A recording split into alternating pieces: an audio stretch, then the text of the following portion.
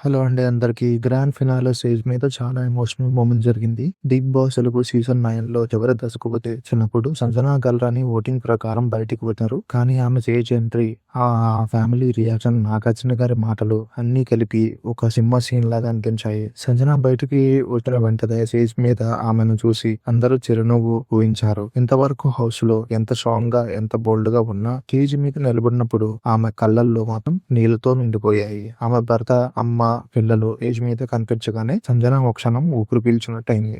వాళ్ళని హత్తుకొని కాసేపు మాటాడని స్థితిలో ఉంది. నాగార్జున గారు ఆమెని చూసి "ఎలా ఉన్నావు? ఈ ప్రయాణం నీకు ఎలా అనిపించింది?" అని అడిగారు. సంజన చాలా నిజాయితీగా "రూకీస్ కోసం అని అనుకున్నాను. నా ద్వారానే రాలేదు.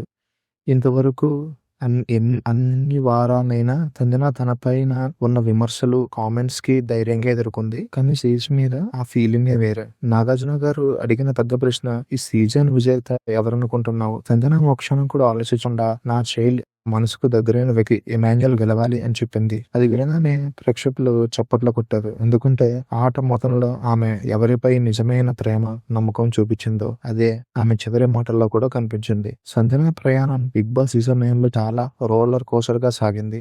ఎందరో ఆమెను కంటెంట్ క్వీన్ అని పిలిచారు. కంటెస్టెంట్స్ ఉండే చిటుకులు, నాటి ట్రిక్స్, కొన్నిసార్లు సమాధానాలు, కొన్నిసార్లు ఎమోషన్స్ అన్నీ కలిసినప్పుడు ఈ సీజన్‌లో గుర్తుపెట్టుకునే ఫేసెస్‌లో సంజన కూడా ఒకరు.